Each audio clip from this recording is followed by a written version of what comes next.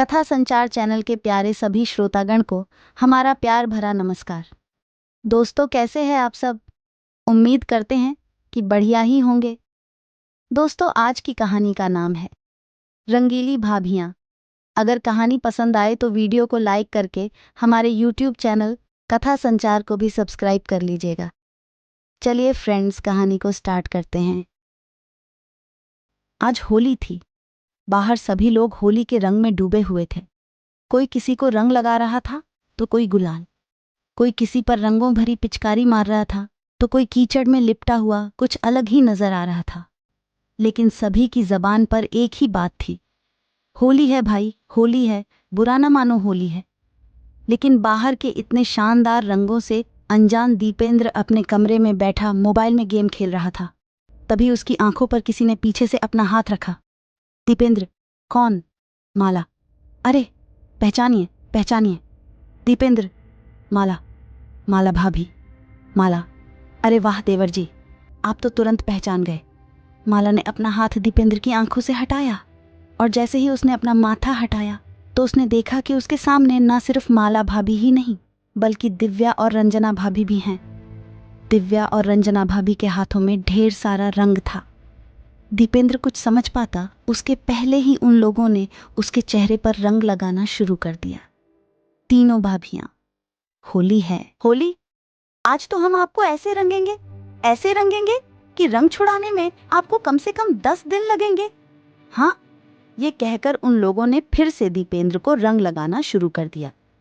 इस बीच माला भाभी ने बाल्टी में रंगों को घोला और दीपेंद्र की ओर देखते हुए कहा, माला, देवर जी तैयार है ना रंगों भरी बाल्टी में डुबकी लगाने के लिए?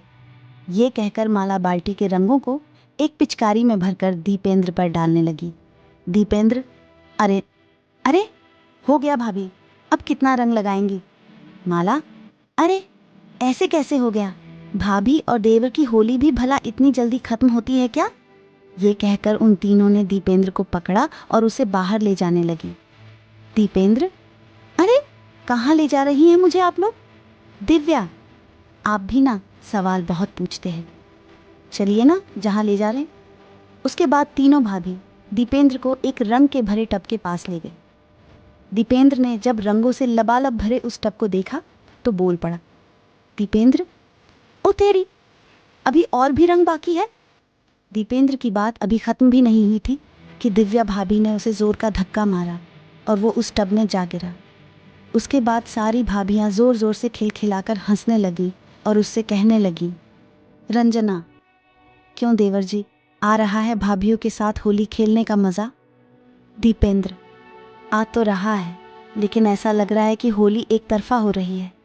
माला। अरे ऐसा क्यों? दीपेंद्र। क्योंकि अभी मैंने कहा, लगाया आप लोगों को रंग। अरे जैसे आप लोगों ने मुझे रंगों से भर दिया, मुझे भी तो आपको रंगों से भरना है। ये कहकर वो टब से बाहर निकला और तीनों भाभियों को टब में धकेलने लगा। दिव्या। अरे यार, ये देवर जी क्या कर रहे हैं? तीनों भाभियां। अरे छोड़ दो मेरा हाथ। अरे देवर जी छोड़िए ना। दीपेंद्र। अच्छा, जब आपकी बारी आई तो कह रही हैं, छोड़िए छोड़िए। अरे कैसे छोड़ दें आपको? उसके बाद दीपेंद्र सभी को उस टब में डाल देता है और खुद भी टब में प्रवेश कर जाता है। दीपेंद्र। हाँ भाभी, अब ना होगी देवर और रंगीली भाभियों की जबरदस्त होली। टब में चारों के चारों होली की खुमारी में डूबे हुए थे। दीपेंद्र कभी माला भाभी को रंग लगाता तो कभी रंजना भाभी को, कभी तीनों भाभियां उसके चेहरे को फिर से रंग देती। दीपेंद्र। क्यों रंगीली भाभियों, ये वाली होली कैसी है? तीनों भाभियां। मस्त है। होली का मतलब ही यही है कि सब सही गलत को भुलाकर गले मिला जाए और मस्ती के रंगों में डूबा जाए। यह कहकर तीनों भाभियों ने दीपेंद्र को गले से लगा लिया। दीपेंद्र ने कभी सपने में भी नहीं सोचा था कि इस मोहल्ले में आने के बाद उसकी पहली होली इतनी शानदार और यादगार होगी। 6 महीने पहले ही तो वो इस मोहल्ले में रहने आया था। एक दिन जब वो अपनी बालकनी में खड़ा था, तभी उसकी नज़र सबसे पहली बार माला भाभी पर गई थी। माला भाभी उस समय अपनी बालकनी में खड़ी अपने बालों को सुखा रही थी। माला भाभी की खूबसूरती देखकर वो बार बार उसे निहार रहा था। दीपेंद्र, वाह, कितनी सुंदर है ये। क्या तीखे नैन नक्श हैं इसके। इसके लंबे घने काले बाल कितने प्यारे लग रहे हैं। तभी माला भाभी की नज़र दीपेंद्र पर गई। दीपेंद्र और माला दोनों की नज़रें मिली। दीपेंद्र बिल्कुल झेंप गया। तभी माला भाभी ने उसकी ओर मुस्कुराते हुए देखा और अपनी एक आंख दबा दी। माला भाभी की इस हरकत पर दीपेंद्र के दिल की धड़कन बढ़ गई और वो मन ही मन सोचने लगा, मस्त है। अरे वाह, इतनी जल्दी ग्रीन सिग्नल मिल गया मुझे। क्या किस्मत है मेरी। उसके बाद तो उन दोनों का नैन मटक्का हर दिन शुरू हो गया। कभी दीपेंद्र अपनी बालकनी में खड़ा उसका इंतज़ार करता तो कभी माला अपनी बालकनी में उसका इंतज़ार करती हुई मिलती। उन दोनों ने इशारों इशारों में बातें करके एक दूसरे का फ़ोन नंबर भी ले लिया था। अब वे घंटों बातें भी करने लगे थे। माला, अरे यार, फ़ोन रख भी दीजिए देवर जी, कितनी बातें करेंगे। दीपेंद्र, क्या करूँ भाभी, आपसे बातें करके जी नहीं भरता। माला, वो तो ठीक है, लेकिन कुछ बातें कल के लिए भी रहने दीजिए मेरे प्यारे देवर जी, क्योंकि मेरे पति का फ़ोन आने वाला है। ये कहकर माला भाभी ने फ़ोन रख दिया। लेकिन इस बीच दीपेंद्र के साथ एक और घटना घटी। एक दिन दीपेंद्र बहुत देर से माला का इंतज़ार कर रहा था, लेकिन माला बालकनी में नहीं आई।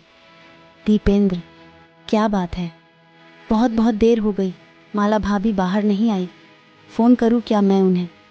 दीपेंद्र बेसब्री से माला का इंतज़ार कर रहा था। तभी उसकी नज़र माला की बालकनी में एक और खूबसूरत औरत पर गई। पहले तो दीपेंद्र को लगा कि वो माला ही है, लेकिन फिर जब उसने गौर से देखा तो उसे पता चला। दीपेंद्र, अरे ये कौन है। पहले तो कभी माला भाभी के यहाँ नहीं देखा। माला, रंजना और दिव्या एक ही बिल्डिंग में रहते थे। तीनों में बहुत ही ज़्यादा बनती थी। इसका सबसे बड़ा कारण था कि वह तीनों की तीनों बहुत ही खुले विचारों की थी। माला ने जब अपने दोस्तों से दीपेंद्र का जिक्र किया तो तीनों उसके बारे में चर्चा करने लगे। दिव्या, सच में यार, बहुत ही हैंडसम है वो।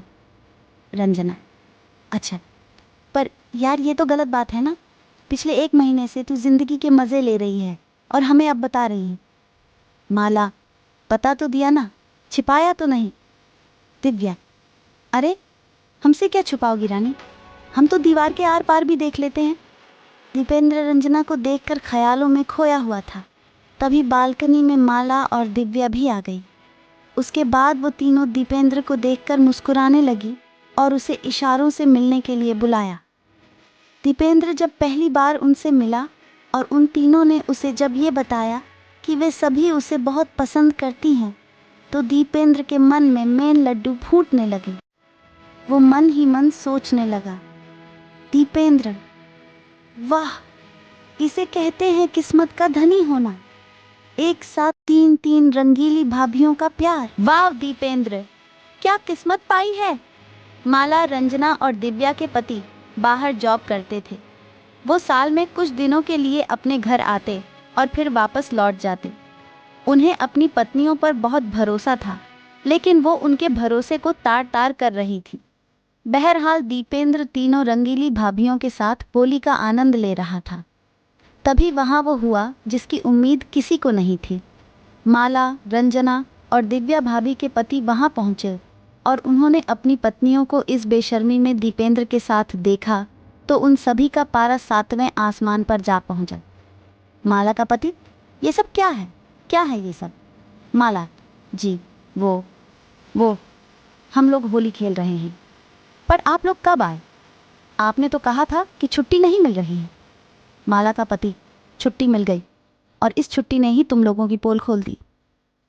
अरे इस तरह से कौन होली खेलता है। हम लोग बाहर तुम्हारी खुशियों के लिए इतनी मेहनत करते हैं और बदले में तुम लोग हमें ये दे रही हो। रंजना और दिव्या के पति भी अपनी पत्नी पर काफ़ी आग बबूला हो रहे थे। रंजना और दिव्या के पति, हम लोग भी तुमसे दूर रहते हैं। अगर हम लोग वहाँ ये सब कर रहे होते तो तुम्हें कैसा लगता है। पति पत्नी का रिश्ता प्रेम और विश्वास का है, उसे इस तरह कौन आग लगाता है। दीपेंद्र जो अब तक मस्ती में डूबा हुआ था, उसके दिल की धड़कन अब बहुत तेज़ हो गई थी। उसे लग रहा था कि उन तीनों के पति उसकी ज़बरदस्त पिटाई करने वाले हैं। वो भागने की ताक में था, कि तभी माला के पति ने कहा, माला का पति, देखो तुम लोग हमारे साथ खुश नहीं हो तो हम तुम्हें छोड़ देते हैं। तुम इस लड़के के साथ रहने के लिए आज़ाद हो। तुम लोग चाहो तो इसके साथ हमेशा के लिए रह सकती हो। उनकी बातों को सुनकर दीपेंद्र ने कहा, दीपेंद्र, अरे ये क्या बात हुई? मौज मस्ती तक तो ठीक है, लेकिन साथ कौन रहेगा, और वो भी इनके जो अपने पतियों की सगी नहीं हुई, वो मेरी क्या होंगी? मुझे नहीं रहना इनके साथ। दीपेंद्र की बातों को सुनकर तीनों को बहुत ही अजीब लगा। उन्हें खुद से घृणा होने लगी। उन्हें अपने की पर बहुत पश्चाताप भी हो रहा था। उन्हें पहली बार एहसास हुआ कि उन्होंने कितनी बड़ी गलती की है। पश्चाताप के आंसू उनकी आंखों में दिखाई देने लगे थे। माला, हमें माफ़ कर दीजिए, हम गलत राह पर चल निकले थे। दुनिया में सबसे बड़ा पाप किसी के विश्वास को तोड़ना है। हमने आपका विश्वास तोड़ा है। हमें माफ़ कर दीजिए हमें। ऐसी गलती फिर नहीं होगी। तीनों के पतियों ने उन्हें माफ़ कर दिया और वहीं पास में रखे रंगों को उन्हें लगाते हुए कहा। तीनों के पति होली है। होली के त्योहार के दिन तीनों भाइयों ने अपने जीवन से विश्वासघात का रंग निकाल दिया और प्रेम और विश्वास के रंग से अपना जीवन भर लिया। दोस्तों, कहानी को पूरा देखने के लिए धन्यवाद। यह कहानी आपको कैसी लगी, हमें कमेंट बॉक्स में अपनी राय ज़रूर लिखें। मिलते हैं एक और नई कहानी के साथ। तब तक के लिए जय हिंद।